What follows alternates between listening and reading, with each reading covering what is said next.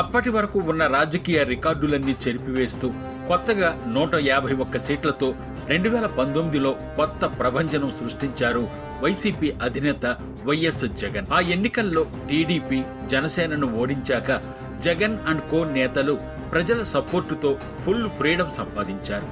ఇదే ప్రధాన బలంగా ప్రతిపక్ష పార్టీలైనటువంటి టీడీపీ, జనసేన, బీజేపీ నేతలెవరికీ అవకాశాలివ్వకుండా 5 ఏళ్ల పాటు ఎవరు ప్రశ్నించినా దానికి తగ్గట్టు కౌంటర్ వేస్తూ ప్రతిపక్షాలకు ముచ్చమటలు పట్టించారు అప్పటి వైసీపీ ఎమ్మెల్యేలు, రాష్ట్ర మంత్రులైన కొడాలి నాని, పేర్ని నాని, సజ్జల, అంబటి రాంబాబు, అనిల్ కుమార్ యాదవ్, కాకాని గోవర్ధన్ ఇలా చాలా మంది అప్పటి ఎమ్మెల్యేలు తమదైన శైలిలో సమయం దొరికినప్పుడల్లా ప్రతిపక్షాలపై విరుచుకుపడేవారు. ఒక రకంగా చెప్పాలంటే అప్పటి టీడీపీ ఎమ్మెల్యేలకు గాని ఇతర నేతలు గాని 5 సంవత్సరాల పాటు ప్రతిపక్షాలకు కునుకు లేకుండా చేశారు. రెబల్ ఎంపీ అయిన రఘురామరాజు లాంటి వారినైతే మానసికంగా, శారీరకంగా హింస పెట్టిన సంఘటనలు మరియు టీడీపీ అధినేత చంద్రబాబును అరెస్టు చేసిన సందర్భాలు రాష్ట్రం మొత్తం చూసుంటుంది.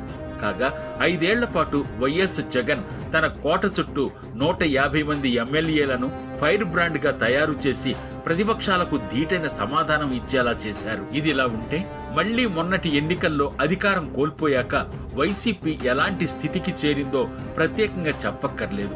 151 మంది కాస్త 11 మందికి చేరారు. ఉన్న బలం మొత్తం కోల్పోయారు. దీనికి తోడు సందర్భం వచ్చినప్పుడల్లా అసెంబ్లీ, ప్రెస్ మీట్లలో వైసీపీకి మద్దతుగా మాట్లాడే వారి సంఖ్య పూర్తిగా తగ్గిపోగా పార్టీలో ఉన్న ముఖ్య నేతలు బాలినేని శ్రీనివాసులు, ఆళ్ల నాని, ఉదయభాను, ఇంకొంతమంది నేతలు పార్టీని విడిచి వెళ్లారు. వల్లభనేని వంశీ, బోరుగడ్డ అనిల్ లాంటి నేతలను అరెస్టు చేయడంతో వైసీపీ నేతలు వెనక్కి తగ్గారు.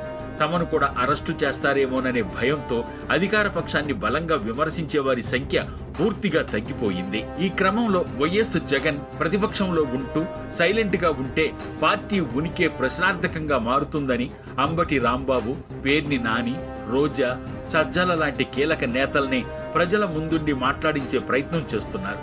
మొదట్లో సైలెంట్ గా ఉన్న నేతలు కొన్ని రోజుల నుండి అధికార పక్షాన్ని తమదైన రీతిలో ప్రశ్నిస్తున్నారు. ఎమ్మెల్యేల సంఖ్య తగ్గిపోయినా వైసీపీ కోసం మేమున్నామంటూ అధికార పక్షానికి భయపడకుండా వైసీపీ కోసం నిలబడే ప్రయత్నం చేస్తున్నారు.